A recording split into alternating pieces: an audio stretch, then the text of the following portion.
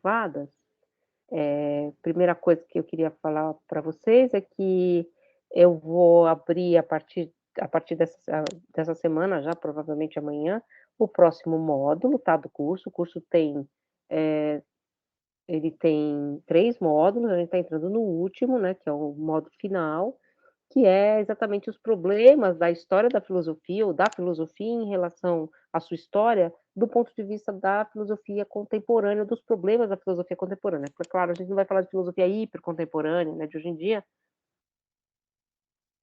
a gente vai falar de filosofia dos anos 60, dos anos 70, tal, e vamos falar um pouco de filosofia contemporânea mesmo, aí agora, aqui e agora, quando a gente for falar lá no finalzinho sobre a relação desse cânone que a gente está vendo aqui construído e a destruição desse cânone, a crítica desse cânone que está sendo feita pelo feminismo, por todos esses movimentos que a gente tem aí em pauta hoje em dia. Então a gente vai fazer esse percurso, né. Então, agora o próximo módulo seria, então, esse módulo, que é um módulo contemporâneo. Geralmente, eu faço a avaliação sobre esses módulos que a gente já viu, tá. E aí uma avaliaçãozinha, às vezes, muito simplesinha sobre o último módulo, porque o último módulo, vocês vão perceber já a partir do texto do Adorno, a gente entra num outro modelo de escrita, num outro modelo de filosofia. A filosofia contemporânea, ela pressupõe muito mais mediação. Há alguns autores, algumas pessoas que acham que a leitura estrutural, tal como a gente concebe aqui como método, ela serve muito bem para as filosofias clássicas, né, Kant, Hegel, autores do século XVIII, tal, autores, lógicos mesmo, né, que ou mesmo Platão, Aristóteles, mas que essa estrutura do texto, ela entra um pouco em colapso, no sentido de que ela mesma se critica a si mesma como estrutura, a partir dos séculos XIX e XX. Então, que você teria uma dificuldade em ler estruturalmente, ou só estruturalmente, o texto Adorno. É o que a gente vai ver, se sim ou se não, tá. Então a gente vai tentar ler estruturalmente e tal. Mas há várias críticas, inclusive hoje a gente vai ler o texto do Nietzsche, que é um texto que, o próprio Goldschmidt coloca ali, né, fala do Nietzsche, que põe muitos problemas para a leitura estrutural, porque ele se vale, o Nietzsche, de vários elementos que escapam à estrutura lógica de uma argumentação.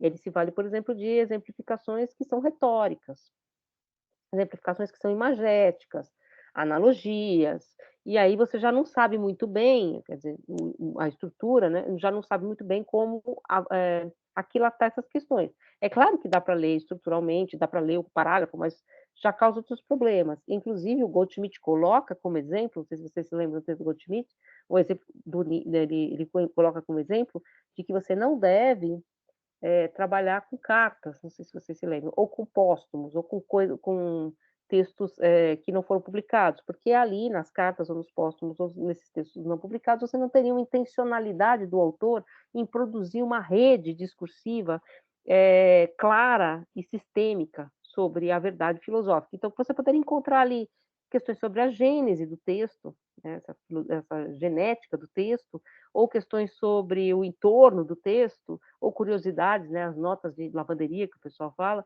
curiosidades sobre o autor, mas que nada diriam sobre o movimento da verdade do seu texto. Então o Goldschmidt põe esse limite, inclusive é um limite muito radical.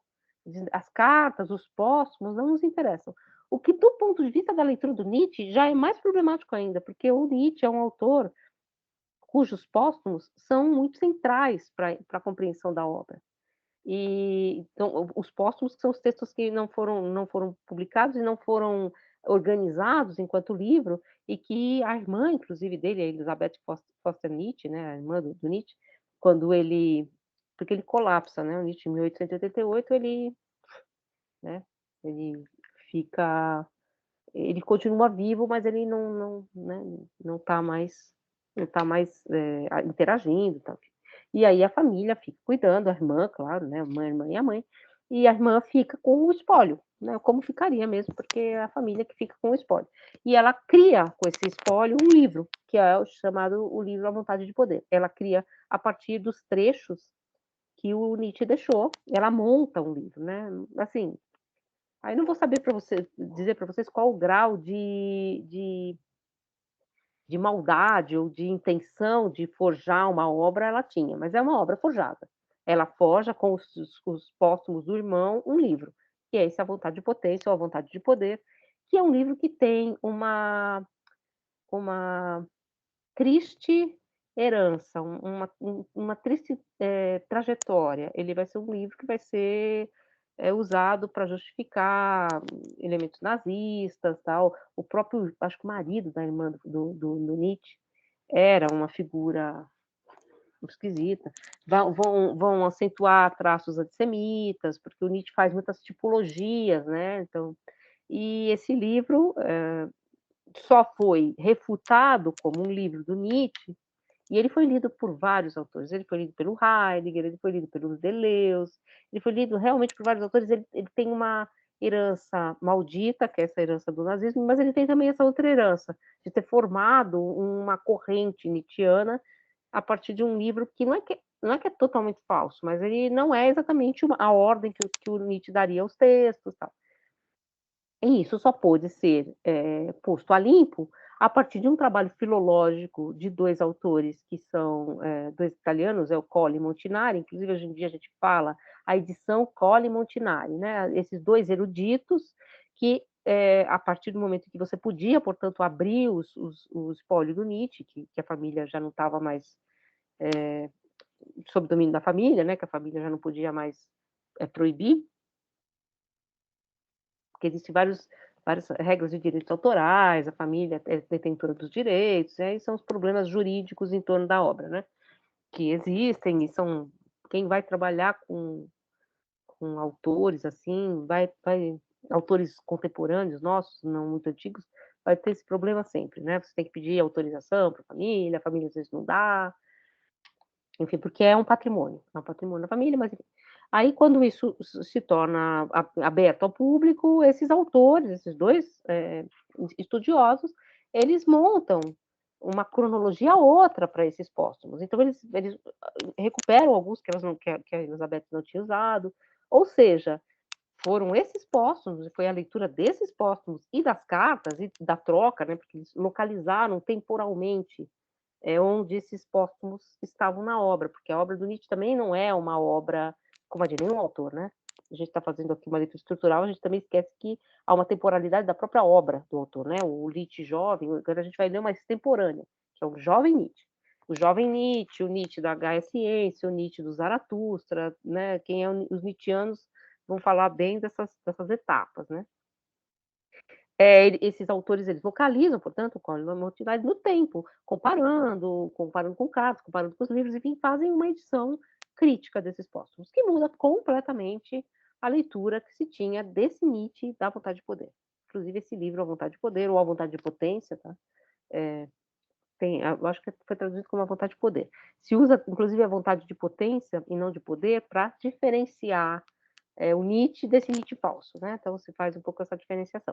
E tudo isso não é passível de ser deixado nas mãos de uma leitura meramente estrutural. Então, é um problema, quando o Schmitt fala: "Não, cartas, póstumos não nos interessam", não nos interessam, mas nesse sentido foram fundamentais. Então, eu acho que tem sempre um relativismo em relação a esses métodos, claro, como eu disse para vocês várias vezes, né, o método te dá algumas coisas, mas ele te dá também cegueiras, ele te dá pontos cegos. Todos os métodos vão fazer esse movimento, né, eles vão te dar uma abertura e vão te dar um limite, né, então, e você mas ao mesmo tempo essa pluralidade de métodos, ela pode te dar, uma inconsistência. Então eu acho que são questões metodológicas que a gente também pode conversar, né.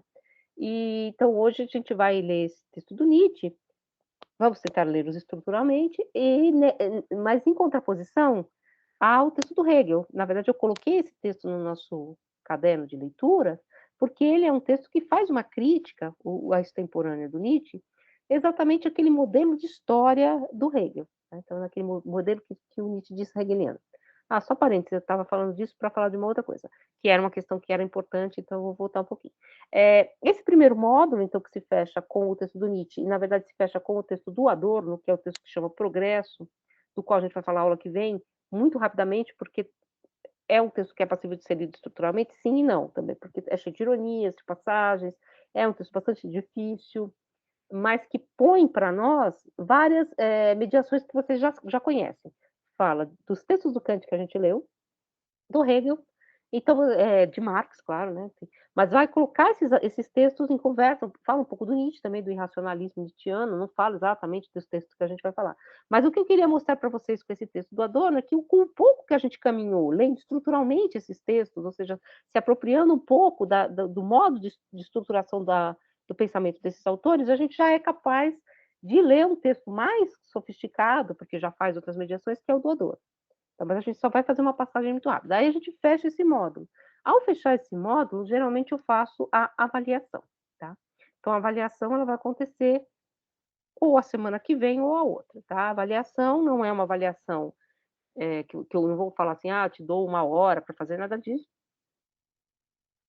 É no modelo dos fóruns. Inclusive, vocês já viram, né? Eu já comecei a falar um pouco com vocês nos fóruns. Eu vou estar junto com vocês comentando os fóruns enquanto vocês vão estar fazendo essa avaliação. Então, essa avaliação é a primeira, mas ela é a mais importante. Por que ela é a mais importante? Porque é ela que eu vou conseguir comentar com vocês. Comentar, e vocês vão ler o comentário, e a gente vai conseguir voltar e conversar sobre esse comentário. A outra avaliação, ou outro exercício que a gente vai fazer no final do curso, primeiro que ele também, como a gente vai estar tratando de filosofia contemporânea, é uma coisa mais aberta, é uma coisa mais, né, mais difícil, vão faltar muitos elementos para a gente compreender, porque aí você vai entrando num universo muito mais plural de questões. Tem isso também, né, na parte final do curso, que é mais uma espécie de mostruário de possibilidades que eu vou fazer para vocês, mas tem também essa questão de que eu não vou conseguir conversar com vocês durante o curso sobre os resultados dessa prova final, desse exercício final, porque não dá tempo, já está no final do curso, né? Então, essa prova intermediária, essa avaliação intermediária, ela é a mais importante, tá? E ela vai ser basicamente sobre esses textos que a gente leu, Kant, Hegel, talvez Nietzsche, tá? Então, esses textos que a gente já leu, tá? Então, é sobre esses textos, e a prova é analítica. Em que sentido? Ela pede para que você analise o que já está no texto. Eu não vou pedir para vocês trazerem nada de fora do texto, é simplesmente ou relacionar um conceito com o outro, ou simplesmente explicar o que está dado num determinado trecho do texto, mas absolutamente nada. É isso que a gente chama de analítico, né? Analítico, a gente vai ver depois, mais para frente, da questão do método.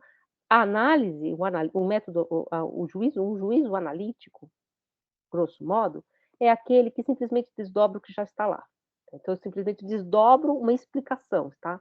Está dobrado, eu desdobro. Um juízo sintético, uma síntese, já pressupõe que eu pego um elemento aqui e produzo uma terceira coisa. Eu produzo uma outra coisa. Eu faço uma síntese de várias ideias e produzo uma terceira, um terceiro ponto, né? Então, esse trabalho de síntese, né, que eu tenho que fazer a síntese de vários conceitos e criar um terceiro, ou criar uma explicação comparativa, ela é mais trabalhosa, né? Ela é mais difícil, né? Então, a análise, ela é mais estrutural. Então, o que a gente está fazendo, por enquanto, é um modelo análise, né? Análise de texto, né? Análise de texto que analisa o texto em si mesmo, os seus exemplos, os seus movimentos, os seus parágrafos, explica os seus conceitos, muitas vezes a partir do próprio vocabulário do autor, né? Então você tenta desdobrar aquele vocabulário e não acrescenta, é claro que isso é muito difícil, né? A gente sempre acrescenta alguma coisa, né? Mas como a gente mesmo falou na crítica ao método do Goldschmidt, nem que seja o nosso ponto de vista, a gente acrescenta. Mas, assim, na teoria, seria simplesmente analisar, né? Analisar é desdobrar o mesmo no mesmo. A gente vai ver isso depois, volto a dizer, conforme a gente for falar de método científico lá no próximo módulo. Então, hoje a gente vai falar do texto do Nietzsche, eu queria entrar, então, nesse texto do Nietzsche. São considerações extemporâneas, eu vou falar também que esse texto que a gente vai ler, o texto que a gente vai ler, que é o texto traduzido pelo Rubens Rodrigues Torres Filho, que está nas obras dos Pensadores, que foi o que eu coloquei para vocês, ele é incompleto, tá? Então, o texto é incompleto, ele é cheio de lacunas, tá? Então, inclusive, é Obras Incompletas, o nome desse livro, desse volume dos Pensadores. Nada que está completo, os textos são todos incompletos, mas há traduções completas. É que eu gosto bastante dessa tradução do Rubens, eu sou acostumada com ela também, né? Um pouco, a gente falava isso na universidade. Alguns tradutores, eles criam o autor em português, né, então você fica para você aquele é o original, entre aspas, né, porque a recriação do texto em português, ela está tão colada com essa tradução, que você eh, acaba se apropriando do próprio tradutor, como se ele fosse um coautor. Ah, o tradutor vira realmente um coautor. Agora há outras traduções, tá, e as traduções do Nietzsche da Companhia das Letras, né, que são as mais comuns, as mais usadas, e várias outras traduções separadas. Se vocês quiserem continuar lendo Nietzsche e não tiverem, comprar os Pensadores, bem que Pensadores tem em todo lugar, né. Esse livro, Obras Incompletas, com essa tradução, também foi lançado de novo pela editora 34, é o volume que chama Obras Incompletas do Nietzsche. E esse texto, ele faz parte das considerações extemporâneas, ou, se vocês forem pegar uma outra tradução, considerações inatuais. O que é extemporâneo? Extemporâneo é o que está fora do seu tempo. Então são, considerações fora do tempo, inatuais, fora da atualidade. Então, são considerações que são tidas como fora da história. Então, toda a questão aqui para o Nietzsche é o problema do historicismo. Tá, e que historicismo? Aquele do Hegel, do hegelianismo. Porque o que acontece, na universidade, alemã, é que você vai estabelecendo as cadeiras de estudo de filosofia da história, como a própria filosofia. Filosofia da história, a história da filosofia, ela toma um lugar na academia de outras formas de se estudar filosofia. E vejo que aqui, esse texto é de 1874, aquele que a gente leu do Hegel, 1816. Então, a gente está caminhando um pouco nessa institucionalização.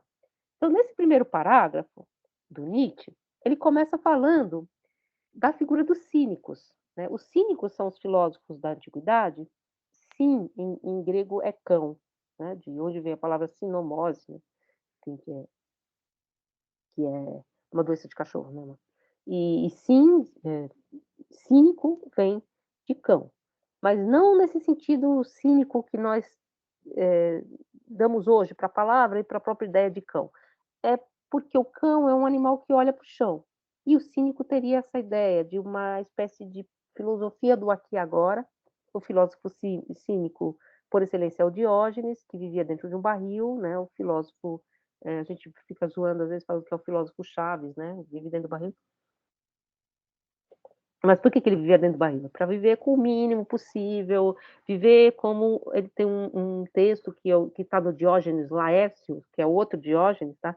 Que escreveu as vidas, ai, não vou achar aqui, as vidas dos filósofos. Ele diz que o Diógenes, o cínico, um determinado momento ficou olhando um rato e disse que ele queria ser como esse rato. Ele comeu, ele está feliz, ele está bem, ele não quer mais nada. Ele é pleno de satisfação aqui e agora, que é essa plenitude animal, né, da vida. E, então, essa a noção dos cínicos. E o Nietzsche, que era um grande conhecedor de filosofia grega, ele era leitor dos gregos, então ele vai falar mal de história da filosofia, de erudição, mas ele era um grande erudito. Ele diz assim: se é uma felicidade, se é uma ambição por uma nova felicidade em um sentido qualquer, aquilo que firma o vivente na vida e a força do viver. Então, se é a felicidade que firma o vivente na vida, então talvez nenhum filósofo tenha mais razão do que o cínico, pois a felicidade do animal, que é o cínico perfeito, é a prova viva da razão do cinismo. Ou seja, se há uma felicidade, se há algo que prende o homem na vida, é esse momento aqui e agora em que eu estou plenamente feliz. E aí ele vai falar mais à frente que essa felicidade só é felicidade se você puder esquecer. O poder esquecer, ou dito mais eruditamente, a faculdade de, enquanto dura a felicidade, sentir historicamente. Então, arrancar-se a esse devido tempo. Inclusive, cito o Heráclito, que depois vai ser um autor que o Nietzsche vai considerar muito, esse devir eterno, e você está sempre no devir, e isso seria algo que levaria, na verdade, a uma insônia completa, como se você estivesse sempre no movimento. Ele diz aqui mais à frente: todo agir requer esquecimento, como a vida de tudo que é orgânico requer não somente esquecimento, não somente luz, mas também escuro. Você tem esse movimento que ele diz: um homem que quisesse sempre sentir apenas historicamente seria semelhante àquele que se forçasse a abster-se de dormir, ou ao animal que tivesse de sobreviver apenas à ruminação, e a ruminação sempre repetida. E aí ele vai dizer, então ele sai desses cínicos gregos, viver como um cão em um determinado momento, ele diz: "Há um grau de insônia, de ruminação, de sentido histórico, no qual o vivente chega a sofrer dano e, por fim, se arruína, seja ele um homem, um povo ou uma civilização". E ele está falando, evidentemente, da civilização do século XIX, dessa civilização historicista, historicizante, essa civilização que tem na história o seu motor. E isso, essa civilização, se vocês quiserem usar um termo que depois vai ser usado em relação ao Hegel, que é a modernidade. Modernidade significa isso, né? Moderno é ser do seu tempo, e modernidade é uma espécie de síndrome do tempo, né? Você ficar preso a esse tempo que é uma história constante, que não tem parada, que não tem respiro. E aí ele vai falar desse tempo histórico dos homens do século XIX. Aliás, as considerações extemporâneas e toda essa parte do jovem Nietzsche tem muito de crítica à sociedade moderna, né. Inclusive, se vocês quiserem, a gente teve uma apresentação de uma professora nietzschiana, aliás, ela talvez a grande intérprete de Nietzsche no Brasil, Hélio Giacoia também, que é o professor da Unicamp, a professora Scarlett Marton, né. Ela é conhecedora de Nietzsche, enfim, estudou nos arquivos do Nietzsche e tal, e ela fez uma palestra para a gente, tá lá no depósito do YouTube do ICH, do Instituto de Ciências Humanas, que é Nietzsche e a misoginia, porque entre essas questões das críticas modernas, Nietzsche critica muito a emancipação feminina, a emancipação das mulheres em vários sentidos, enfim, tem várias críticas.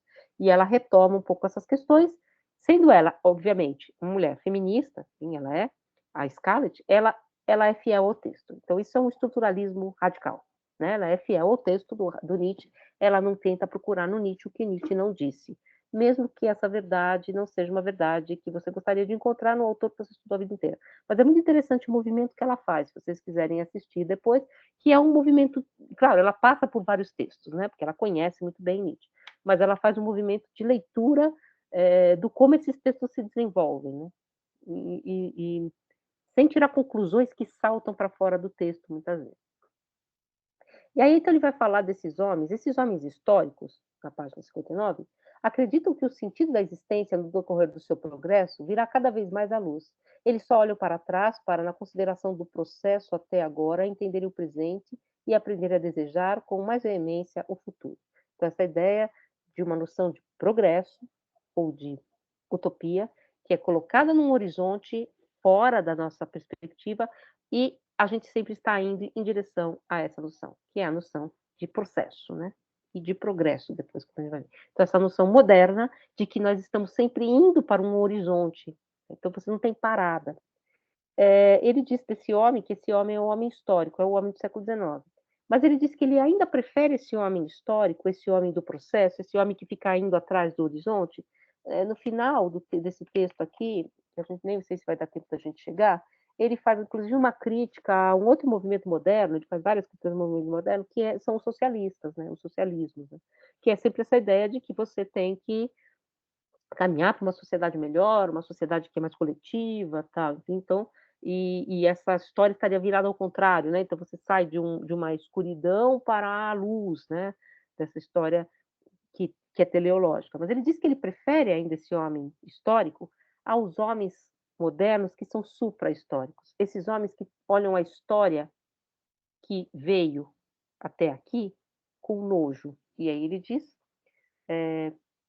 desses homens supra-históricos, né, esses homens que olham com nojo para essa assim o pensador supra-histórico ilumina toda a história dos povos e dos indivíduos de dentro para fora, adivinhando com clarividência o sentido primordial dos diferentes hieróglifos e pouco a pouco afastando-se cansado até mesmo da escrita dos signos que continua a jorrar sempre nova, pois como na infinita profusão de acontecimentos nunca chega a ele a saciedade, a saturação e mesmo ao nojo. Então, esse homem que vê também o supra-histórico, ele vai falar contra esse homem, que vê a sociedade, toda a história resumida ao sempre o mesmo. Então, é um homem que olha para a história sem nenhuma potência. Então, tem aquele que olha para a história como um processo, e um processo eterno, e que nunca vai chegar ao fim, e aquele que olha para a história como algo que nunca também vai ser diferente. Esses 2 homens que são homens modernos, eh, ele critica, mas ele prefere ainda o primeiro. E aí ele vai dizer desse problema, dessa história pensada modernamente. Depois ele vai falar mais uma vez,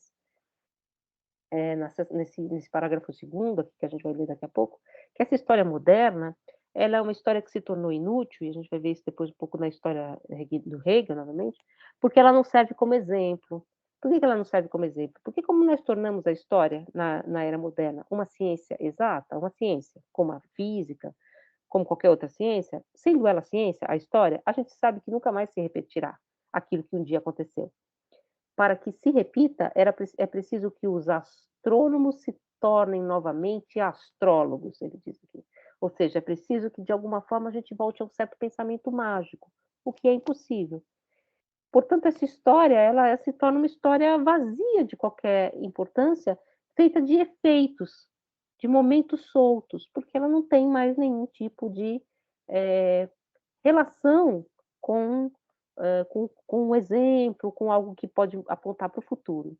Mas ele vai dizer, antes dessa parte segunda aí, dessa questão dos astrólogos, ele diz assim: "A história pensada como ciência pura, essa história dos astrônomos e não dos astrólogos, né, essa história como ciência objetiva, e sendo ciência objetiva, quando você fala da objetividade da ciência, a ciência objetiva ela não tem mais potência aqui que ali.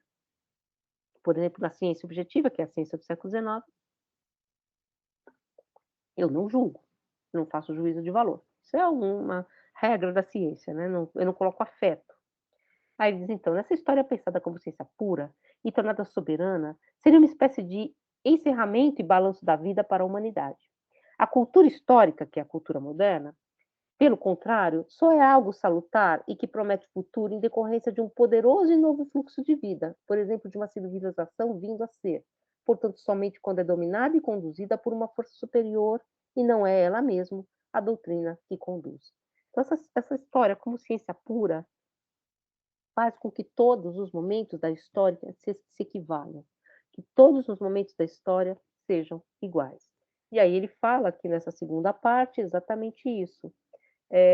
Seria preciso, então, para que a ciência da história tivesse algum interesse, que os astrônomos se tenham tornado outra vez astrólogos, né, para que você leia, portanto, naquilo que ocorreu, um elemento do que vai ocorrer. Senão, a gente tem o quê? Apenas essas festas populares que comemoram o efeito em si. Só que esse efeito em si nunca vai se repetir. Nunca mais os dados do acaso vão retornar. Então, que história é essa, né? Que história é essa, a do homem moderno? A que o homem moderno, que é um homem histórico, produz. E aí ele vai para o próximo capítulo, o próximo parágrafo, vocês vejam que é tudo meio cortado esse texto, né? E dessa ciência universal, tal, ele diz que o homem moderno não sabe para que serve a ciência, essa ciência, a história. Como ele não sabe para que servem várias outras ciências. O homem moderno, e aí volta um pouco a questão, vocês se lembram que o Hegel faz uma crítica à erudição? Para que serve conhecer vários sistemas filosóficos e colocar um do lado do outro, senão, sem que em nenhum deles eu encontre a verdade, sem que em nenhum deles eu encontre potência, senão para me encher de dados de erudição, né? É um pouco o que o Nietzsche está dizendo aqui, apesar de ele ser um crítico do Hegel nesse sentido, ele está dizendo o quê? O homem moderno não sabe por que ele aprende alguma coisa. Ele não sabe para que serve a história. Ele não sabe para que serve a filosofia. Ele não sabe para que serve os conteúdos que ele joga para dentro da sua subjetividade. E mais, ele nunca consegue que a sua subjetividade tenha a ver com a exterioridade. Então ele sempre ele engole as coisas, né? Essa cultura autofágica e que se enche de conteúdos externos a ele que ele nunca consegue tornar outra coisa, então fica só dentro dele, preso nesse homem. E também ele não sabe o que ele faz com esses conteúdos. Esses conteúdos pesam, né, paralisam. E ele diz aqui, aí vocês vão ver por que que o Nietzsche é de difícil leitura estrutural, ele vai com várias imagens. O homem moderno acaba por arrastar consigo, por toda parte, uma quantidade descomunal de indigestas pedras de saber. Você vai comendo, é que nem aqui na universidade, você vai aprendendo, aprendendo, aprendendo um monte de coisa que você exatamente não sabe o que vai fazer com elas, né, no sentido de uma erudição vazia, né, não estou dizendo que, como eu disse para vocês, o Nietzsche mesmo era muito erudito, eh, que ainda ocasionalmente roncam na barriga, como se diz no conto. Eu não sei que conto é esse, mas eu sempre lembro daquela parte do Macunaíma, em que o Macunaíma come um pedaço de um bicho lá e o bicho fica falando assim: "Minha perninha, onde você está, está você?" Aí a perninha fala dentro da barriga do Macunaíma: "Estou aqui, estou aqui." Aí o bicho persegue o Macunaíma e só para de persegui-lo quando ele cospe fora. Pode até ser mesmo conto, porque o Mário de Andrade era leitor dos alemães, né, então, e os alemães, enfim, fizeram muito essa coleta dos mitos, tal, indígenas. Como se diz no conto. Com esses roncos, denuncia-se a propriedade mais própria desse homem moderno, a notável oposição entre o interior, a que não corresponde nem o exterior, e o exterior, a que não corresponde nem o interior. Uma coisa separa da outra. Oposição que os povos antigos não conhecem. O saber que é absorvido em desmedida e sem fome, e mesmo contra a necessidade, já não atua como motivo transformador que impele para fora e permanece escondido em um certo mundo interior caótico, que esse homem moderno, com curioso orgulho, designa como a interioridade que lhe é própria. Essa crítica vocês vão ver também lá no Hegel, é dessa subjetividade erudita que se põe como uma subjetividade fechada que é incapaz de vir a ser no mundo. Então você tem uma externalidade e uma subjetividade fechada, essa subjetividade que come essa, essas pedras de saber.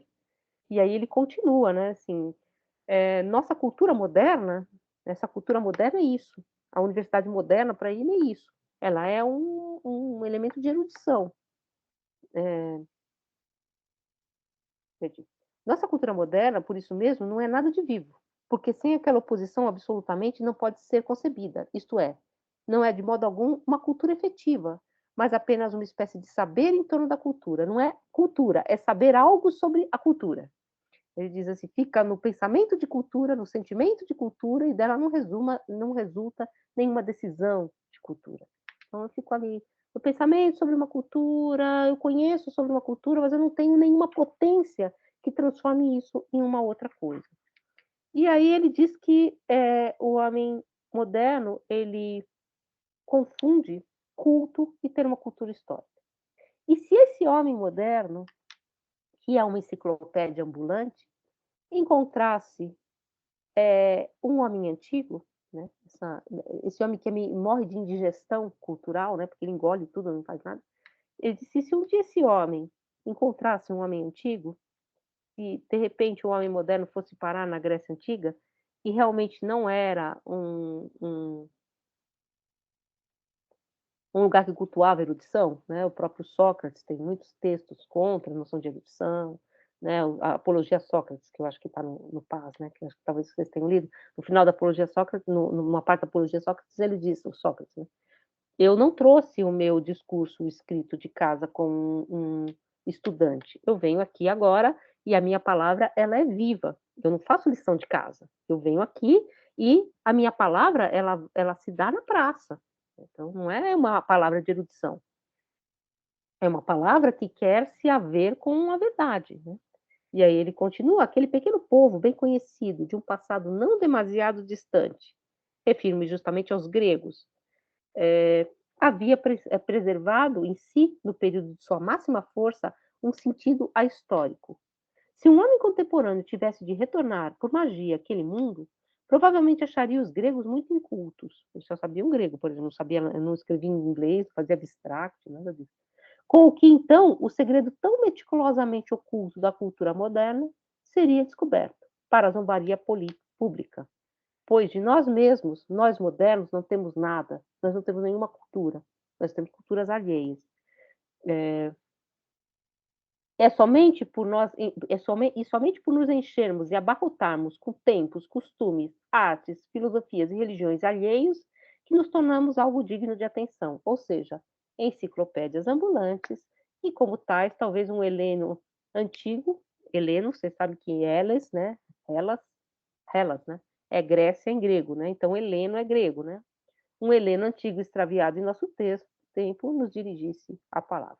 Então ele faz essa oposição entre o homem filósofo por excelência, que é o homem antigo, e o homem moderno, né. E vale lembrar, eu falei para vocês que vocês iam ver isso, e é o contrário exatamente do que a gente viu na Nicole Lorat, né, que ela fala dessa que a gente viu nessa questão do homem eterno e tal, de romper esse laço com a Grécia Antiga, esse laço com a Grécia Antiga. Sim, o passado da filosofia é a Grécia Antiga. Então, aqui em 2 momentos, né, ele cita o filósofo Diógenes, né, o cínico, depois ele cita Heráclito, e depois aqui novamente ele contrapõe esse homem moderno, essa cultura, vazia e moderna, à cultura antiga, né, à cultura filosófica antiga. Eh, aí Aí ele vai chegar no fulcro do 5º parágrafo, que é uma questão que também, já que vocês estão procurando citações sobre erudição, tem lá no Hegel, no Kant menos, né. Kant não está tão preocupado com isso, mas há muitas questões sobre erudição no Hegel, mas aqui no Nietzsche, a gente vai encontrar essa esse elemento muito claro de crítica à erudição. Quando ele vai falar, por exemplo, e também de crítica à nova universidade, né, a universidade moderna, a universidade em que Nietzsche chegou a ser professor, mas depois ele se aposentou, ele foi professor por pouco tempo. Mas ele diz, por exemplo, ele pergunta, por exemplo: "Já que toda a história é igual, porque toda a história é ciência exata, é ciência pura, é ciência objetiva, e todos os povos foram iguais, e ela desfila diante de mim da mesma forma, e se há alguma coisa por vir é o que é o melhor, mas tudo que já foi é igual em potência, e toda a cultura que existiu para que eu a engula sem nenhuma necessidade, então, só por mera erudição". Ele pergunta por que um jovem, um rapazola arrogante, como ele diz aqui, como todos os estudantes de filosofia, a gente sempre é um pouco arrogante, né? Eu já fui também, assim, me envergonho muito, mas fui uma rapazola arrogante, né? Que querem se haver, que querem fazer as contas com o passado, querem, portanto, estudar um grego, um latino, como se fosse um igual, e mais, como se fosse sem nenhuma importância, como se fosse igual a qualquer outro autor. E ele diz assim: "E aí a grande pergunta é: por que que você estuda Descartes e não Hegel, e não Nietzsche, nem qualquer outra coisa? Se tudo é igual, ou um poeta, um filósofo, tudo tanto faz, né, tanto faz, tanto fez. É só por causa de uma questão de mercado ou porque na universidade se estudava aquilo? É simplesmente um exercício, né, um exercício erudito?". E aí ele diz aqui, né: "Pouco a pouco falta toda a congruência entre o homem e seu domínio histórico. São pequenos rapazolas petulantes, esses estudantes de filosofia, que vemos tratar com os romanos como se esses fossem seus iguais. E nos restos mortais de poetas gregos, eles revolvem e cavam como se também esta corpora, esse corpo, estivesse jazendo morto para a sua dissecção e fossem vilia, tá? Que fossem coisa vil". Isso. Estou falando do texto do Nietzsche mesmo. Isso. Desse texto do Considerações Extemporâneas. Está na página 64. Eh, admitindo que um deles se ocupe com Demócrito, tipo, Marcos, acho que se chama Demócrito, está sempre em meus lábios a pergunta: "Mas por que justo Demócrito? Por que não Heráclito? Ou Fílon? Ou Bacon? Ou Descartes?" E assim por diante, à vontade. Em seguida: "Mas por que justo um filósofo? Por que não um poeta, um orador? E por que em geral um grego? Por que não um inglês, um turco? O passado não é suficientemente grande para que nele se encontre algo junto ao qual vós mesmos não ficasseis tão ridiculamente gratuitos? Mesmo como já foi dito, mas, como já foi dito, então, assim, você escolhe por quê, né? Você escolhe qualquer coisa. E eu lembro disso, assim, na universidade tem muito isso, tá? Não estou fazendo nenhuma crítica, mas assim, quero pesquisar alguma coisa, estou aí fazendo PIBIC, né, para os alunos. Aliás, para o Rogô, né? Falando aqui contra Nietzsche, né? Nietzsche não gostava dessa ideia do filósofo com hora marcada, que é o professor universitário, né, mas assim, você escolhe, assim, você vai: "Ah, eu quero fazer uma pesquisa", "Tá bom, eu monto para você um projeto de pesquisa", aí pega qualquer autor ou né, "Vamos montar aí", tá, "Ah, por que que você não estuda Descartes? Por que que você não estuda Spinoza? Mas por que que você não", né, então você não tem um porquê exato, né, você tem muitas vezes essa é um exercício, né, tudo bem, eu acho normal, mas aí ele vai dizer mais, assim, né, ele vai dizer assim: "O que acontece com essa cultura desses rapazolas petulantes? Ela é uma cultura de eunucos". E ele diz: "Mas como foi dito, é uma geração de eunucos, esses homens modernos, esses rapazolas petulantes. Para o eunuco, uma mulher é como a outra, precisamente apenas uma mulher, a mulher em si, o eternamente inacessível. E assim é indiferente o que fazeis, contanto que a própria história fique guardada lindamente objetiva, justamente por aqueles que nunca podem ele mesmo fazer história". É como assim, a mulher para um eunuco, né, é machista, mas tudo bem. Ela é inacessível, ela é o eternamente feminino, porque nenhuma dessas mulheres, como nenhum momento histórico, pode ser fecundado para fazer com que se mova para um outro lugar. Então, essa geração de eunucos, né, é uma geração de meninos petulantes, historicistas, mergulhados na história, mas que não sabem identificar nessa história potências diferenciadas em cada um dos momentos, que façam com que os momentos, ou os autores, ou os elementos dessa história sejam dignos de atenção, exatamente porque eles são diferentes, porque eles são potenciáveis e que eles possam mover a nossa cultura, uma decisão de cultura, para um outro lugar, não é mero dado de erudição. E aí ele pergunta aqui mais embaixo: uma vez esvaziada a subjetividade da maneira descrita, até chegarem à eterna despersonalização, ou como se diz, a objetividade, então a objetividade da ciência, né?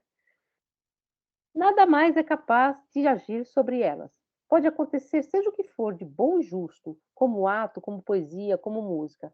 Logo, o oco homem de cultura, que é o homem moderno, olha para além da obra e pergunta pela história do autor. Ele põe tudo na história, né? Você pode estar acontecendo ali do seu lado, e ele cita aqui mais para frente, o Nietzsche, a cultura do Renascimento, né? Ele diz assim: alguns poucos homens carregaram um tempo maravilhoso nas costas, né, esse mundo do Renascimento, que foi um elemento brilhante que saltou para fora do tecido da história, do contínuo dessa história, que foi levado nas costas por alguns poucos homens, por algumas individualidades, entre elas a grande figura do pintor Rafael, que morreu muito jovem. Ele fala até se ele tivesse vivido mais e tal. Então está acontecendo o Rafael do seu lado, ou Rafaelo, se vocês preferirem. Está acontecendo a pintura do Rafael do seu lado e você não está olhando, porque você está muito mais preocupado. Ah, mas Rafael é o quê mesmo? Ele não é um pós-renascentista? Ele não é tal coisa? Você está querendo realmente encaixá-lo num lugar histórico. Então você não consegue ver a potencialidade em si mesmo de nada, né? Enfim, você não consegue em nenhum momento, voltando para o começo, aquela satisfação aqui e agora, pensar ahistoricamente. E isso é um problema para o Nietzsche, dessa cultura que ele acha que é uma cultura moderna, do homem moderno e da estrutura hegeliana da modernidade, como ele vai falar mais para frente, né? Que ele vai dizer a história é o oposto da arte, ela é só, e somente quando a história suporta ser transformada em obra de arte e, portanto, tornar-se pura forma artística, ela pode talvez conservar instintos ou mesmo despertá-los. Uma tal historiografia, uma historiografia que tem. Tô gravando, sim. Professora, posso perguntar uma coisa? Claro. Eu fiquei em dúvida se aquela parte que você falou dos rapazolas petulantes, porque agora você está falando do homem contemporâneo, né? Eu Uhum. fiquei em dúvida se aquela parte estava direcionada, aos estudantes de filosofia, na argumentação dele, ou também era, sobre o homem contemporâneo, É o ou homem, se eu confundi. é o estudante de filosofia, mas é o estudante de filosofia contemporâneo, né? Ele está falando muito dessa questão, porque depois, o texto que vem depois desse aqui, nas considerações extemporâneas, que a gente não vai ler, é Schopenhauer como educador. Então ele está falando um pouco da universidade, né. Schopenhauer era um filósofo, cujo grande inimigo era o Hegel, né, assim. Eles foram, contemporâneos na universidade, tá. Então ele está falando da universidade, num certo sentido, né. Ele está falando desse movimento da filosofia, ele está falando de filosofia, né, dentro dessa cultura moderna. Então ele está falando desse jovem, mesmo jovem, eh supra-histórico, eles são figuras, vamos dizer assim, da academia, né, são os historiadores, né, são os filósofos. Então ele está falando um pouco desse rapazola petulante que é o aluno, o estudante de filosofia moderno, né, ou o estudante de filosofia hegeliano, se vocês quiserem, que depois ele vai fazer uma crítica que é endereçada, diretamente a Hegel, né.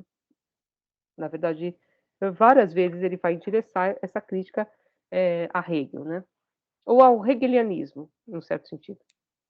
Então sim, ele está falando dessa figura moderna, né, dessa fachada da modernidade, que é o estudante de filosofia da universidade moderna, né, a universidade que está se formando aí nessa época, que é uma universidade, da qual a gente também tem vários elementos, que vai transformar muito os currículos de filosofia em currículos de história da filosofia, né. Vai aportar muito essa filosofia na sua história, na na erudição em torno dos autores, né, na isso que a gente está vendo, claro que a gente falou, eu falei para vocês um pouco da nossa tradição francesa, né, a tradição brasileira, mas que é uma tradição da formação das universidades modernas. Você vai pensar no especialista, no filósofo com hora marcada, Schopenhauer vai falar isso: "Ai, 8 horas da manhã eu vou lá filosofar para um bando de rapazolas", né. É meio arrogante até, mas porque eu tenho hora marcada para filosofar, né, então tem um pouco essa ideia, né, assim, de que a filosofia ela perde exatamente o seu movimento de pensamento, né. Por isso ele contrasta com os gregos antigos, né, por isso ele vai contrastar essa filosofia viva, né, esse pensamento vivo. Então ele vai falar dessa ideia dessa historiografia, uma tal historiografia, porém, estaria em total contradição com o traço artístico e inartístico do nosso tempo, e até mesmo seria sentido por ele como uma falsificação. Então essa ideia de que a objetividade das ciências contemporâneas, modernas, da época dele, por exemplo, a história não pode mais ser o que era uma história que se aproximava quase da crônica, uma história artística, porque essa história artística seria considerada, do ponto de vista da nova história, da história moderna, como história falsa, como contendo elementos que não são factuais. Então ele está fazendo uma crítica a essa dimensão da objetividade das ciências modernas, né, a radicalidade dessa objetividade, que no fundo ela no fundo ela é um fundo falso, né, porque na verdade ela faz com que aquilo mesmo que ela quer tornar ciência e tornar importante, perca a sua importância. É um pouco um movimento que aproxima-se nesse sentido, claro, né, mas é muita calma nessa hora, do que diz Hegel, né, de que se a filosofia é só história e cada sistema matou o outro sistema, e Descartes, Bacon, Philon, sei lá, Demócrito se equivalem, porque todos eles estão mortos, são corpora e vilia, né, coisas vis, coisas, menores, elas são simplesmente objetos para serem dissecados numa universidade, né, lidos estruturalmente, se vocês quiserem, a filosofia ela não tem o menor sentido, ela não tem a menor importância. A história também não. Ela serve para quê? Qual é a vantagem da história para a vida? Nesse sentido, né. Então é um pouco essa crítica que ele faz também, que é uma crítica, gente, que é tudo bem, eu tenho minhas reservas a Nietzsche, eu gosto, mas tenho umas minhas reservas, porque ao fim e ao cabo tem também um certo teor elitista em algumas falas, enfim, uma leitura, enfim, gravou, mas tudo bem, mas não é uma crítica assim, né. No final ele faz uma crítica bem com esse teor, né, no final desse texto.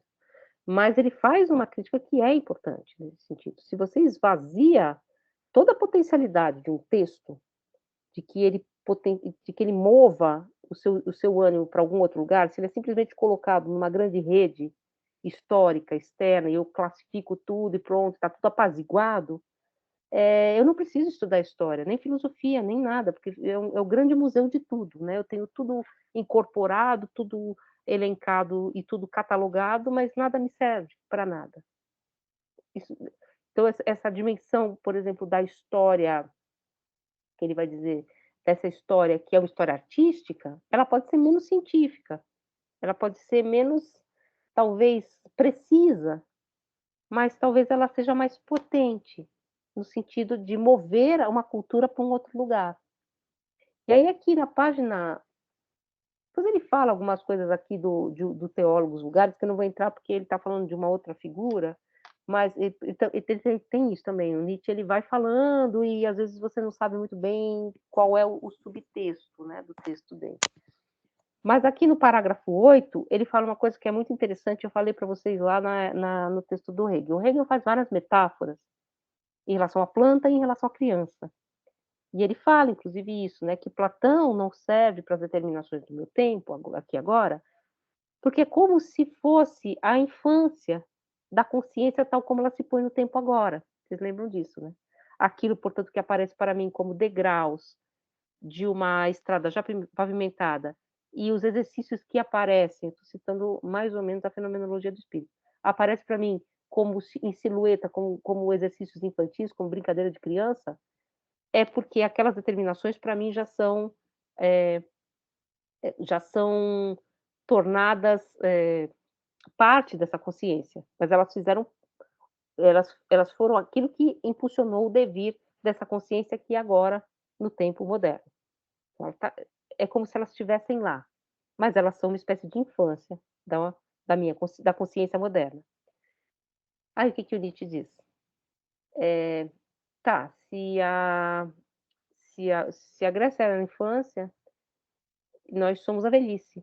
E nós já nascemos encanecidos, nós somos, encanecidos já, de nascença. Você está se destacando no seu vídeo para todos na reunião. Vocês se importam com isso?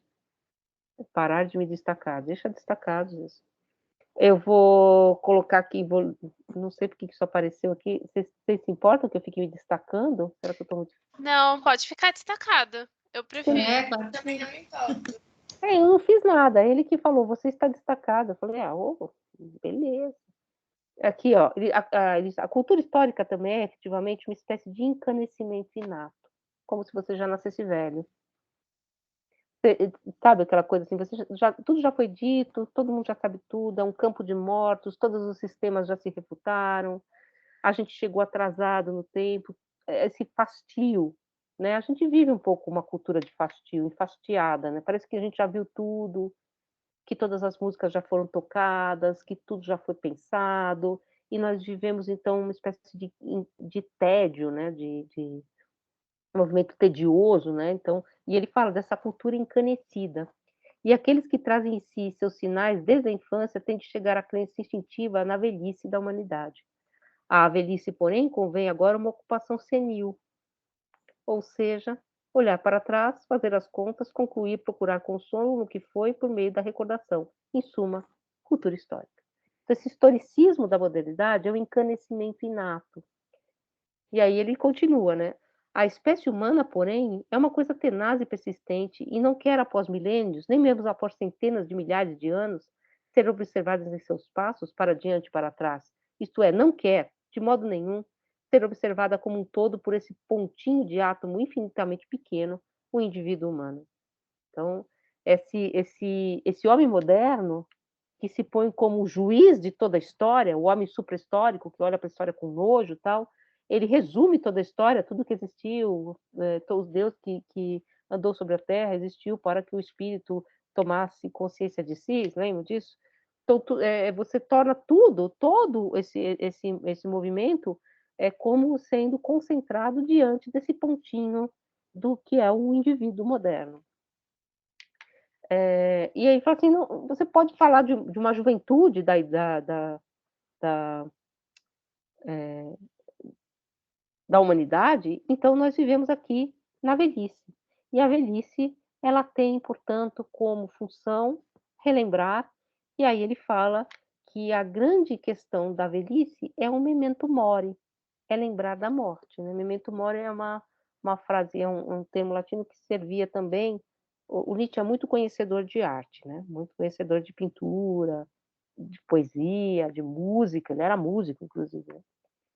E memento mori é um termo que se usa para falar de pinturas que lembram da morte, dos vanitas, né, pinturas onde existem caveiras, então elas são umas lembrança da morte. E ele disse: "E se a gente pensasse, não em memento mori, mas em memento vivere, lembre que você está vivo", né, se você invertesse essa cultura, que é uma cultura eternamente encanecida, eternamente voltada para a história. E aí ele diz: "Aquilo que fizeram os florentinos", que eu falei para você, né, quando, sob o impacto das prédicas e das penitências de Savonarola, promoveram aquela célebre queima sacrificial de quadros, manuscritos, espelhos, máscaras, o cristianismo gostaria de fazer com toda a cultura que estimule a continuação do esforço e traga aquele memento vivere.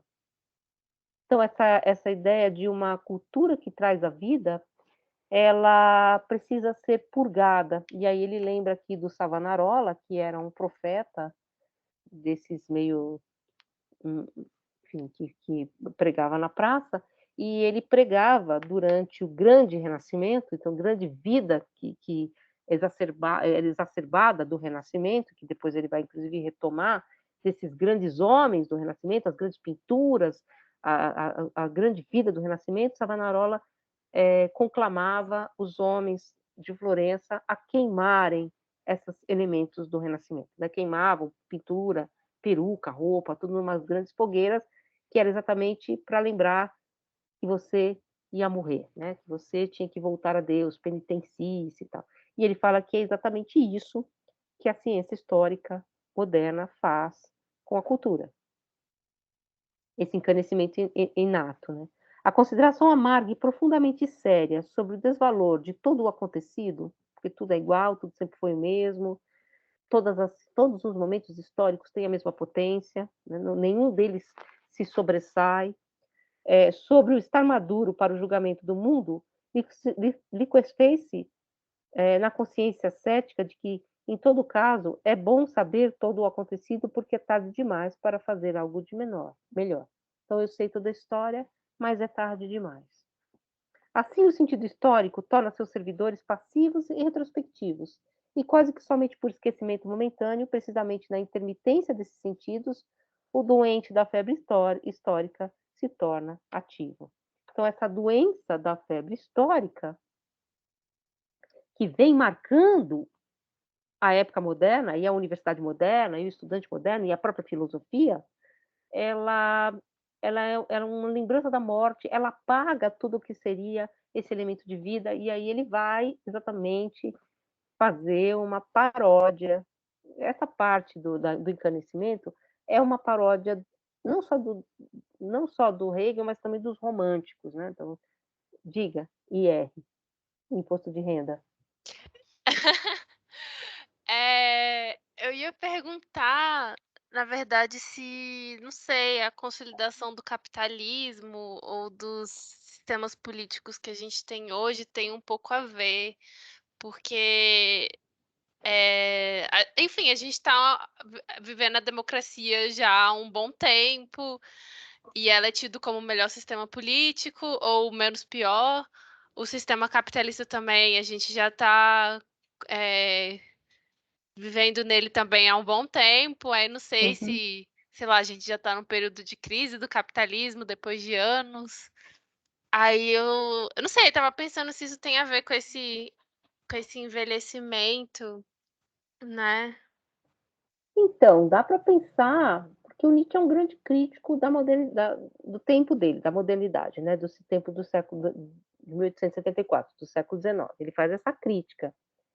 Ele está convivendo, Nietzsche, com os hegelianos de esquerda, né, e com os jovens socialistas. Ele está convivendo com esse movimento, né, com a crítica à estrutura capitalista, se bem que, né, ele está na Alemanha, está bem, mas ele tá vivendo, esse mundo, essa ruptura. Diante desses movimentos socialistas, tal, ele faz uma crítica, né, assim, o homem do rebanho, né, moral do rebanho, vai dizer. Então ele fala dessa moral do rebanho, mas ele a crítica dele, ela está localizada nesse mesmo espaço, né. Então, sim, essa cultura do capitalismo, ou essa cultura do museu de tudo, ou se vocês quiserem, pegando um autores dessa outra vertente mais marxiana, eles vão falar exatamente de que essa cultura como uma indefinição, por exemplo, no século XIX era muito comum as modas, né, a moda do japonismo, a moda, não sei, sei lá, do Oriente. Porque, de certa forma, eu penso que talvez eles, meio que coloquem um conformismo de tipo: "Ah, Sim, estamos assim, funciona assim há anos e vamos continuar assim. sim, Aprendam a viver dessa forma, ponto". isso. E todas as histórias que existiram para virar mercadoria, que é muito um elemento da questão do século XIX. Tudo que existiu, todas as culturas, elas servem para quê? Elas servem para virar mercadoria na casa burguesa, né. Você vai comprar um tapete persa, um quadro chinês, a moda do japonismo, né, você entra na moda na França, né, as mulheres usam roupa japonesa e tal. Então tudo que existe no mundo, todas as culturas, elas existem e se equivalem, porque elas são, em última instância, mercadoria. E a mercadoria é isso, a mercadoria é a indistinção das qualidades para que ela seja simplesmente mensurada como quantidade. Então é isso que é a ideia da mercadoria.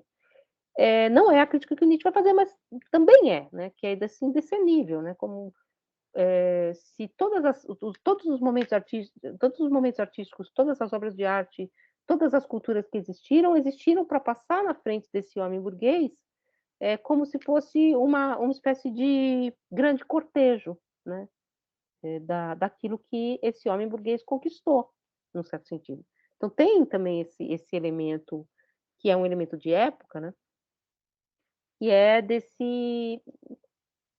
dessa cultura do acúmulo, né, é uma cultura do acúmulo, porque tanto faz mesmo, né, tanto faz ser um leque japonês ou um jarro, comprado nas Filipinas, contanto que eu compre, né, contanto que eu possa, eh, transformar todos esses objetos em circulação de mercadoria. Então tem um pouco essa crítica, que não é exatamente o foco que ele vai dar, o Nietzsche, mas ele é como se ele pensasse que, cada momento da história poderia ser pensado potencialmente nele mesmo, como uma diferenciação, qualificativa de qualidades que são, incomensuráveis em relação aos outros momentos históricos. Então, nesse sentido, fazendo aqui uma coisa bem selvagem, eh, um autor que vai depois, que é marxiano e tal, enfim, mas que vai que foi leitor de Nietzsche provavelmente, que é o Walter Benjamin, ele vai falar que é preciso, né, romper o contínuo da história, né. Então essa história que não é feita de continuidade sempre igual, porque a continuidade sempre igual é exatamente isso que você falou. Se sempre foi assim, né, o homem eterno, a eternidade, é exatamente a tópica do conservadorismo, é conservador, né. Sempre foi assim, quando não, antigamente era melhor e a gente está perdendo alguma coisa. Essa tópica conservadora, né, do status quo, ela ela está um pouco impregnada também nesse nojo histórico, né, tudo igual, então também sempre fica olhando a história passar na sua frente, tipo o Brás Cubas lá quando morre, né, passa todo mundo no hipopótamo, tudo bem que ali é meio irônico, porque a gente está no Brasil, a gente está olhando a história de outro lugar, mas assim, é um pouco essa ideia, né, de uma indissolubilidade das partes. E ele vai falar disso mais aqui, ó, em relação, vejam como esse trecho que ele vai citar parece uma paródia de Hegel, ele diz assim: essa história, na página 68, entendida hegelianamente, foi chamada com escárnio a perambulação de Deus sobre a terra. Deus este que, entretanto, por seu lado, só é feito pela história. Esse Deus, porém, tornou-se no interior da caixa craniana de Hegel, transparente e inteligível para si mesmo, e já galgou os degraus dialéticos possíveis do seu vir a ser, até chegar a essa autorrevelação. De tal modo que, para Hegel, o ponto culminante e o ponto final do processo universal coincidem em sua própria existência berlinense. Então, o que ele está dizendo aqui, fazendo uma ironia? Claro, todo Deus, tudo que existiu, o Deus que andou sobre a terra, andou para que a consciência eh, viesse a ser aquilo que ela é agora na modernidade. Ou seja, tudo que existiu, Deus que andou pela terra, toda a história existiu para passar em revista no crânio de Hegel e se resumir, portanto, àquela consciência de uma existência berlinense, né? De uma existência aqui agora em Berlim, que tem um pouco essa ideia de meio ridícula, né? Tudo que existiu, existiu para que o cara viesse a ser, né, o o grande filósofo de Berlim, né? Então essa coisa assim, Berlim também como uma espécie de periferia, né? Assim. Então ele faz um pouco essa caricatura, pegando inclusive elementos que são da própria estrutura do texto do Hegel, né? E aí ele continua, aliás, ele teria mesmo de dizer que todas as coisas que viriam depois dela, dessa história, devem ser avaliadas propriamente e como a coda musical de um rondó da história universal, ou ainda mais propriamente como supérfluas aquela admiração diante da potência da história, como supérfluas. Peraí. Isso ele não disse. Em compensação, implantou nas gerações fermentadas por ele aquela admiração diante da potência da história, que praticamente converte todos os instantes em admiração do sucedido e conduz à idolatria do factual.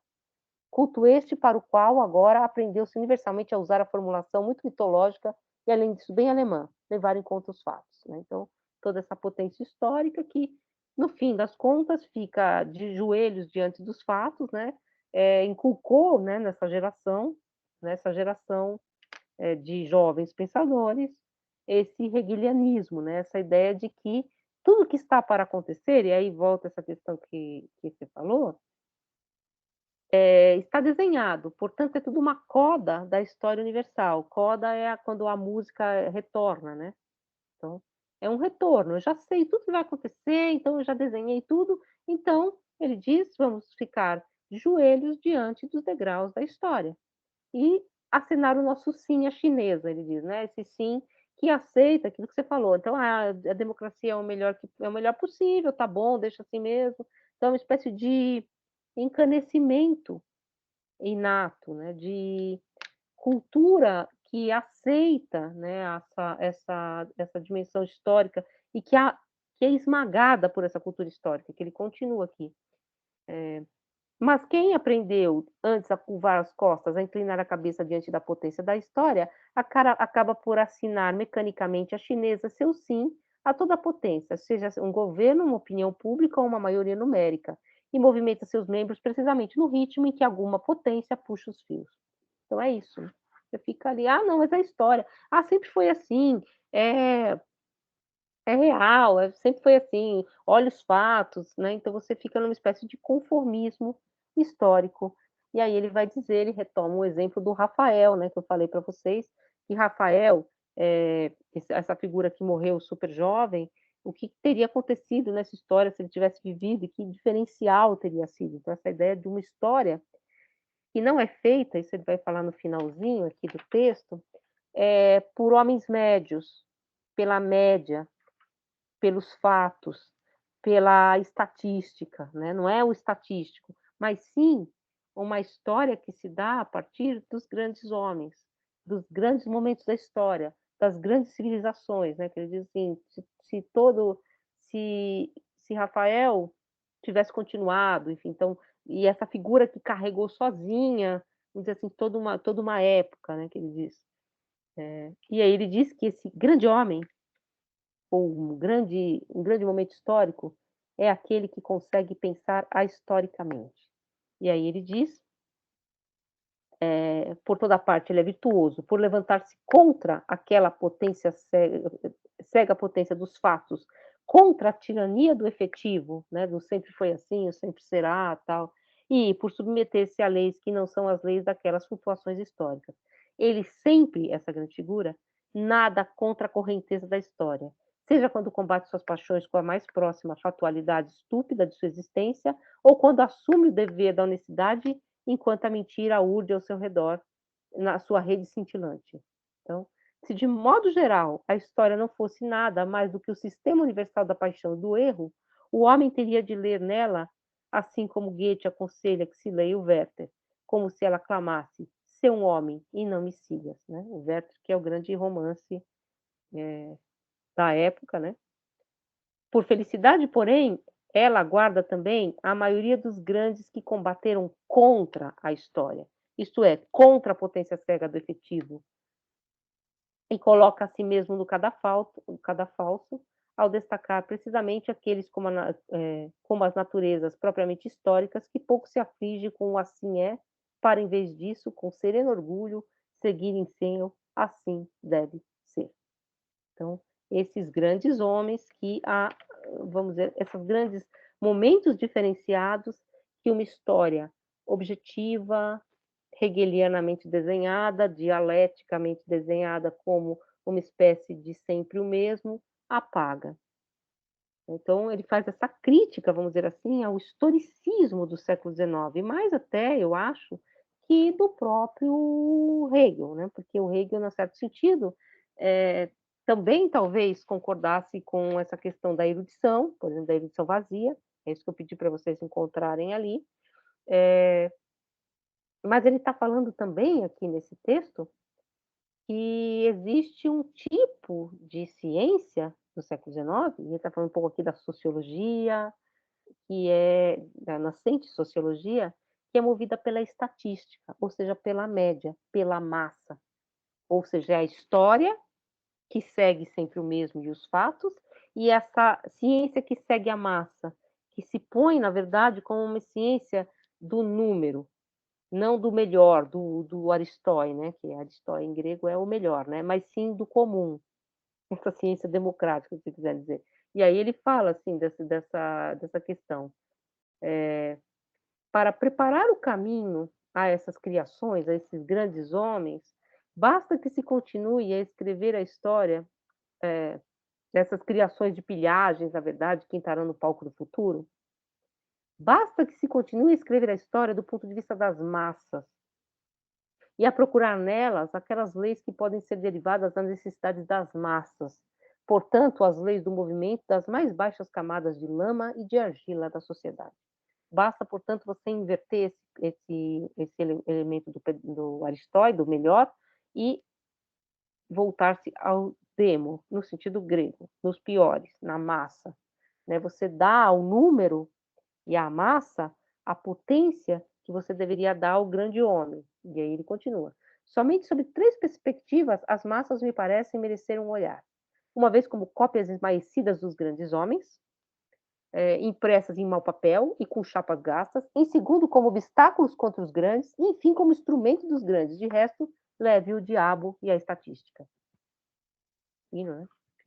Então, as massas, essa moral do rebanho, essa moral do comum, a estatística como ciência que é objetiva, tal, ela só interessa se for para fornecer elementos para o grande, para os grandes homens, para esse elemento do Aristóteles, do incomum.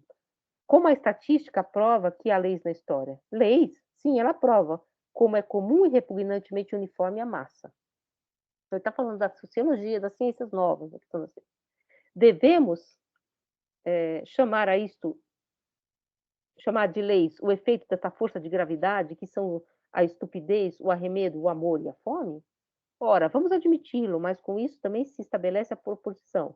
Enquanto há leis na história, as leis não valem nada e a história não vale nada. Mas é precisamente aquela espécie de história que está agora universalmente em apreço, aquela que toma os grandes impulsos de massas como o mais importante e o principal na história e considera todos os grandes homens apenas como a expressão mais nítida, por assim dizer, como as bolhas que se tornam visíveis sobre a correnteza das águas.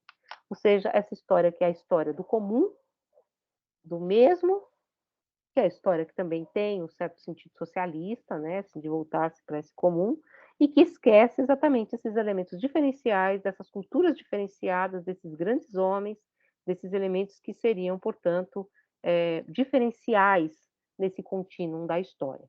E aí ele faz essa crítica, então, ao hegelianismo, tal, a esse movimento historicista do século XIX e a esse movimento historicista, portanto, da própria cultura filosófica, que em Hegel num certo sentido, embora, claro, que a crítica, né, é uma crítica específica a Hegel, Hegel diz: filosofia e história da filosofia são a mesma coisa, porque fazer filosofia é fazer a sua história. Ele diz isso em 1806. Então, é um pouco essa crítica que a gente vê aqui em Nietzsche, né? Como fazer a história da filosofia e transformar a filosofia em sua história não cairia exatamente nesse problema de uma história vazia e homogênea, objetiva, que, portanto, como aquilo que o próprio Hegel colocava como perigo, esvazia a potência de mudança dos seus pontos maiores, dos seus pontos mais luminosos, para decair, vamos dizer assim, para falar uma frase dele, nessa constância das leis históricas, que ele está falando muito da sociologia do século XIX, né, que são movidas pela estatística, pelos números, e, portanto, por aquilo que é o mais comum, a massa, né, a massificação dessa ideia. Né? Então, é um pouco esse o movimento do texto de Nietzsche, que aqui dentro do nosso desenho histórico, é claro, não vou fazer um grande desenho da obra nietzschiana, tal, porque, como eu falei para vocês, quando a gente fala em Nietzsche, a gente tem que falar que Nietzsche, o jovem Nietzsche, o Nietzsche de antes do Zaratustra, o Nietzsche dos póstumos, porque a obra do Nietzsche também tem muitas eh, variantes, como a do Kant, como a do Hegel, todas, né? É que aqui, como a gente recortou esse texto, né? Mas, dentro desse percurso de que a gente está pensando o que que é a história da filosofia, vem aqui uma crítica exatamente a esse elemento que a gente estava lendo em Hegel. Não sei se vocês gostaram do texto, se vocês acharam o texto muito estranho.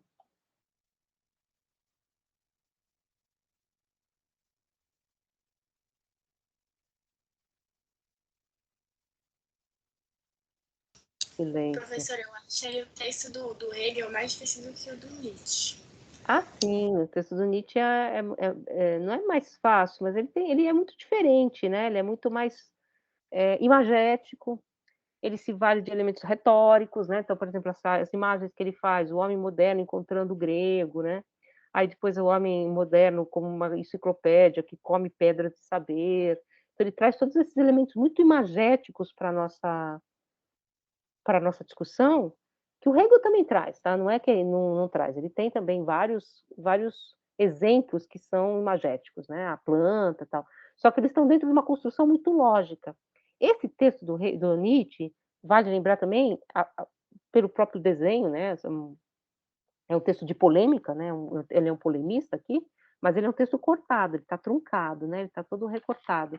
E ele tem os outros elementos que ele tá dialogando não só com Hegel, mas com algumas figuras, algumas personagens hegelianas da época dele, que a gente não está recuperando aqui, né? Assim, por exemplo, o texto que vem antes desse é um texto sobre David Strauss, né? O Devoto e o Escritor, que é um desses religiosos, tal, que ele vai criticar. E o texto que vem depois desse texto é Schopenhauer como educador, que é o educador anti-hegeliano, né? Assim, como o Schopenhauer era na sala de aula, né? Então, essa outra dimensão. Então, está dentro de toda uma estrutura de pensamento. A gente recortou um pedaço, né?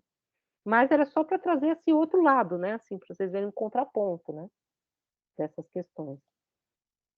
Vocês vão ver É, agora o texto do Adorno, que vocês vão amar.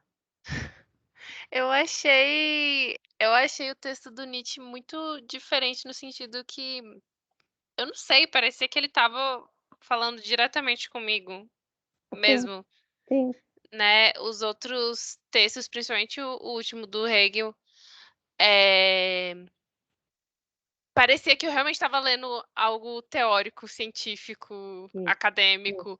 Aí lendo Nietzsche, é isso, foi bem diferente, porque não sei, parecia talvez que ele estivesse discursando ali, bem sabe. papo reto. Então, é isso que eu falo que é os recursos retóricos, né, a retórica que o Nietzsche vai recuperar, né, porque Nietzsche era professor de grego, né, enfim, e aí ele vai usar vários elementos da retórica. A retórica que foi para nós tirada como algo que não é da filosofia, ela inclui inclusive na retórica na arte da retórica, o uso dos ornamentos, né, dos ornatos do texto, tal, enfim, mas inclusive os elementos da oratória. Então, de você falar com o seu leitor, você falar diretamente para um público. E isso está estabelecido no texto, né? Então, como você cria modulações, como você eleva por meio de uma imagem, como você cria com essa imagem o ânimo do seu ouvinte, né, ou do seu leitor. É claro que há elementos retóricos também que você pode encontrar nos textos de todos os filósofos, mas o Nietzsche faz esse uso sistemático de elementos retóricos, realmente. Inclusive, aí vai, os nietzschianos são, enfim, existem vários modelos, vários modos de pensar Nietzsche, né, vários tipos de nietzschianos, né? Por exemplo, Nietzsche é um anti-iluminista ou ele é um hiper-iluminista? Né? Ele é alguém que é anti esse movimento racional da modernidade e, portanto, que iria buscar uma espécie de elemento perdido da antiguidade ou esse elemento do Aristóteles, de uma aristocracia do espírito, ou ele é um hiperiluminista e ele está, na verdade, apontando o dedo para algo que o próprio iluminismo não percebeu no seu movimento, por exemplo, de que a verdade pode não ser objetiva, várias questões. Então, são várias questões que estão dentro da pesquisa Nietzsche, como cada um nietzschiano entende Nietzsche. Né? Inclusive, se vocês quiserem ver lá a palestra da professora Scarlett, que eu falei para vocês, que está gravada lá, a pergunta que fazem para ela é sobre as feministas, né? A Judith Butler, todas essas autoras atuais, elas se valem de elementos do Nietzsche. Elas perguntam assim, mas e como fica, né? Já que Nietzsche é uma figura assim, né? Ele não é muito fofo com as mulheres. Aí ela responde, olha, eu sou simplesmente uma historiadora da filosofia, o que eu faço é a história do texto nietzschiano. Agora, há outros nietzschianos que, inclusive, percebem no como Nietzsche fala da mulher, da figura da mulher, como uma espécie de jogo retórico, quase artístico, sabe? É imagético. Então, assim, não dá para dizer que ele achava isso, sabe? Assim, é um pouco nesse sentido. Se vocês forem ler depois o Zaratustra, assim falou o Zaratustra, ele faz uma paródia de elementos bíblicos, de elementos de um texto meio como se parece profético, né? E, às vezes ele usa, mas a Scarlett diz que sim, não, né? Ele usa a mulher como exemplo, por exemplo, aqui mesmo, né? Nesse negócio do eunuco, é uma metáfora, não muito fofa, mas ele tem lugares em que ele fala da mulher moderna, ele fala muito especificamente de comportamentos modernos, que a mulher precisa ter filhos, fala coisas bem específicas. E aí a gente tem que ver quem está falando aqui é uma imagem retórica, é um tipo, uma tipologia retórica, é um elemento do próprio Nietzsche. Então, é esse o problema. Um autor que escreve como Nietzsche, com elementos que são elementos emprestados da literatura, ele escorrega muito mais. Né? Ele escorrega, é muito mais difícil entender estruturalmente que verdade ele está produzindo, inclusive porque ele está pondo em questão essa verdade produzida pelo texto. Ele está pondo em questão se os textos filosóficos realmente constroem uma verdade. Então, ele está pondo em questão exatamente como essa estrutura se constrói. Aí é difícil saber exatamente na estrutura dele, ele escorrega muito mais. Onde que está o elemento? Nietzsche disse isso. Sim, ele disse isso, depois ele desconstrói ali. Por exemplo, ele fala que fala do Cristo e o cristianismo. Tem horas que a figura de Cristo é uma figura de um homem superior, Tem horas que ele diz que Cristo é um idiota, no sentido grego, um homem não político, ou sei lá, em que sentido. Tem hora que ele diz que o problema não é Cristo, é o cristianismo. Mas quem é essa figura? Né? Eu sou o anticristo, depois ele diz, né, em um determinado momento. Então ele fica se mascarando, sabe? Assim, você não sabe muito bem. Eu sou o anticristo, mas o que ele quer dizer com isso, né? Ou no Et Homo, que é um dos últimos livros que ele escreve, acho que é em 88, deixa eu ver aqui. O Et Homo. Ele escreve poemas, ele escreve música, né? O Et Homo, que vocês sabem que Et Homo esse é o homem, né? É 1888. Et homo, como tornar-se o que se é. Ele começa dizendo assim, eu odeio, sei lá, ele faz uma espécie de autobiografia, porque sou tão sábio, né? Você fala assim, nossa, que cara arrogante, né? Aí ele fala assim, porque sou tão bonito, não? Porque sou tão esperto, porque sou tão fadão, né? Aí tem uma hora que ele fala assim, porque eu odeio tudo que é alemão, tudo que é alemão soa como decadente, tudo que é alemão é arcaico, graças a Deus eu não sou alemão, eu sou polonês. Ele não é polonês, Nietzsche é um nome alemão, assim, é alemão, assim, muito alemão. Mas por que que ele faz isso? Por que que ele se mascara? Por que que ele joga com isso? Aí tem hora que ele fala assim, ele assina o anticristo ou Dionísio. Por que Dionísio? Por que o anticristo? Então, quem são as máscaras de Nietzsche? Então, é um autor que cria toda essa dificuldade, mas ele sabe que ele está criando essa dificuldade. Ele está se mascarando, né? Ele cria vários elementos polêmicos. Agora, há toda uma tendência da filosofia contemporânea, que é nietzschiana, há também aqueles autores que encontram em Nietzsche uma espécie de vertente irracional, do irracionalismo, ou seja, uma crítica à racionalidade do iluminismo.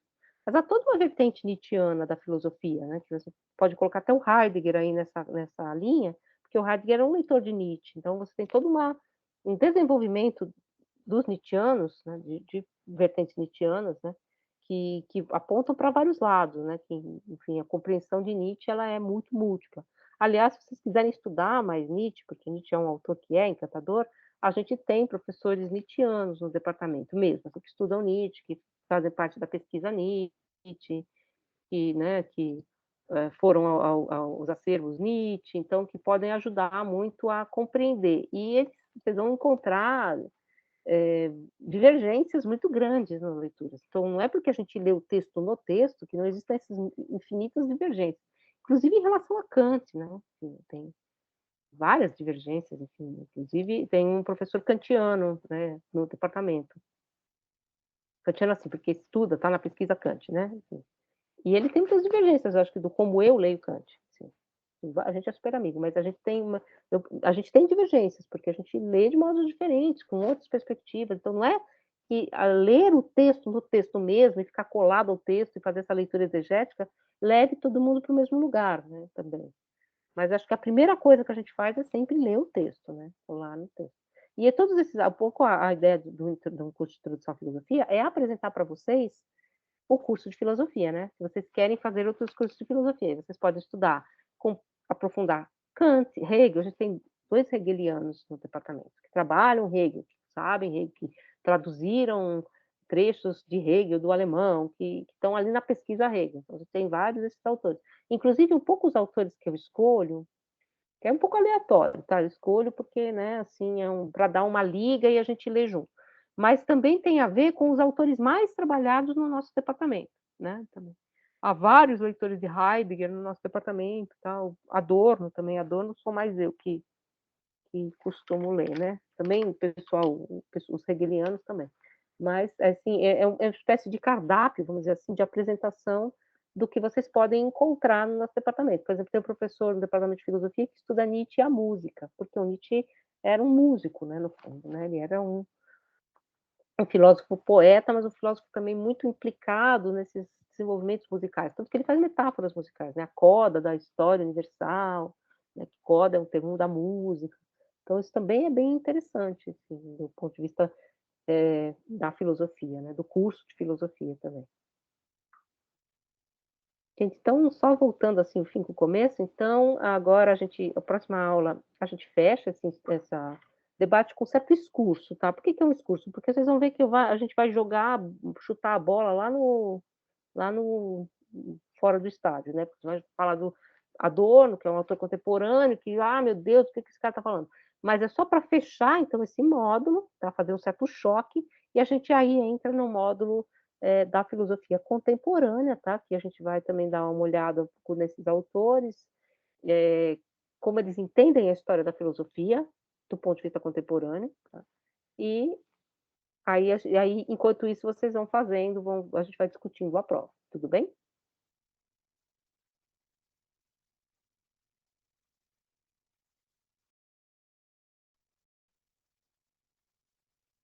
Oi, silêncio. E volta a Tudo falar. bem, pronto. Desculpa, essa hora para todo mundo. Tá todo mundo assim, né? Volto a falar também, assim, então, só fechando, né? Amanhã, então, às 7 horas, eu convido todos vocês para aquela live, tá? Que a live é do PIBID, Projeto de Iniciação à Docência. Aí, por que que a gente chamou, por que que os meninos chamaram, né? Não fui eu, nem eu que chamei. É 2 músicos de rap, né? 2 rappers, né? Para falar, é porque a gente está trabalhando numa escola em Ceilândia.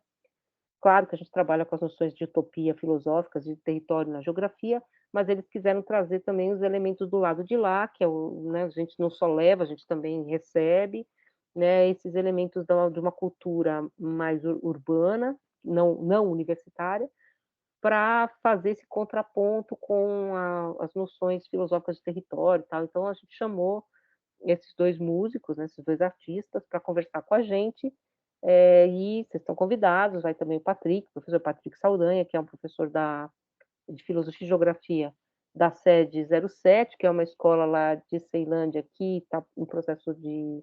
Ela é civil-militar, então também vai trazer alguns elementos disso que está acontecendo, né, dessas questões aí da, da da história contemporânea, né, que a gente está vivendo, falar um pouquinho do PIBID, como é que o PIBID ocorreu lá dentro. Né?